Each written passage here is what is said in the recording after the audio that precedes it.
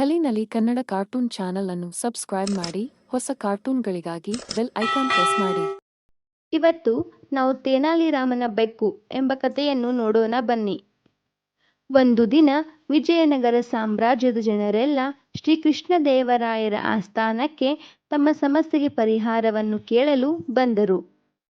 ಆಗ ಮಹಾರಾಜರು ಸಭೆಯನ್ನು ಸೇರಿಸಿ, ಹೇಳಿ, ಏನು ನಿಮ್ಮ ಸಮಸ್ಯೆ ಎಂದು ಕೇಳುತ್ತಾರೆ. ಊರಿನ ಜನರೆಲ್ಲ, ಮಹಾರಾಜರೇ, ಹೊಲದಲ್ಲಿ ಇಲಿಗಳ ಕಾಟ ತುಂಬಾನೇ ಜಾಸ್ತಿಯಾಗಿದೆ. ಏನೂ ಬೆಳೆ ಬರಲು ಬಿಡುತ್ತಿಲ್ಲ, ಎಲ್ಲವನ್ನೂ ತಿಂದು ಹಾಕುತ್ತಿವೆ. ಹೀಗಾದರೆ ಮುಂದೆ ಒಂದು ದಿನ ನಮಗೆ ಒಂದು ಹೊತ್ತಿನ ಊಟಕ್ಕೂ ತುಂಬಾನೇ ಕಷ್ಟವಾಗುತ್ತದೆ ಎಂದು ಹೇಳಿದರು. ಆಗ ತೆನಾಲಿರಾಮರು ಸ್ವಲ್ಪ ಯೋಚಿಸಿ, ಮಹಾರಾಜರೇ, ನಾವು ಬೇರೆ ನಗರದಿಂದ ಬೆಕ್ಕುಗಳನ್ನು ತರಿಸಿ ಪ್ರತಿಯೊಂದು ಮನೆಗೂ ಕೊಡೋಣ. ಅದರಿಂದ ಇಲಿಗಳ ಹಾವಳಿ ಕಡಿಮೆಯಾಗಬಹುದು ಎಂದು ಹೇಳುತ್ತಾರೆ. ಈ ಉಪಾಯ ಸರಿ ಎನಿಸಿ ಮಹಾರಾಜರು ಬೆಕ್ಕುಗಳನ್ನು ತರಿಸಲು ಆಜ್ಞೆ ಮಾಡುತ್ತಾರೆ. ಅದರ ಜೊತೆಗೆ ಒಂದೊಂದು ಹಸುವನ್ನೂ ಕೂಡ ಕೊಡೋಣ ಎಂದು ಹೇಳುತ್ತಾರೆ. ಆಗ ತೆನಾಲಿರಾಮ ಅವರು ಬೇಡ ಎಂದು ಹೇಳುತ್ತಾರೆ. ಆದರೆ ಉಳಿದ ಮಂತ್ರಿಗಳೆಲ್ಲ ರಾಜರ ಮಾತನ್ನು ಒಪ್ಪುತ್ತಾರೆ. ಎಲ್ಲರ ಒಪ್ಪಿಗೆಯ ಮೇರೆಗೆ ಪ್ರತಿಯೊಂದು ಮನೆಗೂ ಒಂದೊಂದು ಬೆಕ್ಕು ಮತ್ತು ಹಸುವನ್ನು ನೀಡುತ್ತಾರೆ. ಆಗ ತೆನಾಲಿರಾಮ, ನನಗೂ ಒಂದು ಬೆಕ್ಕು ಮತ್ತು ಹಸುವನ್ನು ಕೊಡಿ ಎಂದು ಕೇಳುತ್ತಾರೆ.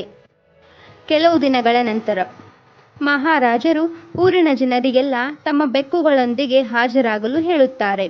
ಆಗ ಎಲ್ಲರೂ ಸಭೆಯಲ್ಲಿ ಬಂದು ಸೇರುತ್ತಾರೆ.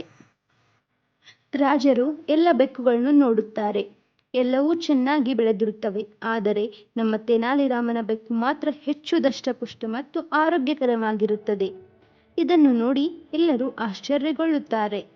ಆಗ ರಾಜರು, ಇಲಿಗಳ ಕಾಟ ಕಡಿಮೆಯಾಗಿದೆಯಾ ಎಂದು ಕೇಳಿದರು. ಊರಿನ ಜನರೆಲ್ಲ ಇಲ್ಲ ಎನ್ನುತ್ತಾರೆ. ಆಗ ತೆನಾಲಿರಾಮ, ನಮ್ಮ ಮನೆ ಮತ್ತು ಹೊಲದಲ್ಲಿ ಇಲಿಗಳ ಕಾಟ ಪೂರ್ತಿಯಾಗಿ ಕಡಿಮೆಯಾಗಿದೆ ಎಂದು ಹೇಳಿದರು. ಮಹಾರಾಜರು, ಅದು ಹೇಗೆ ನಿಮ್ಮ ಮನೆಯಲ್ಲಿ ಮಾತ್ರ ಸಾಧ್ಯವಾಯಿತು ಎಂದು ಕೇಳಿದರು.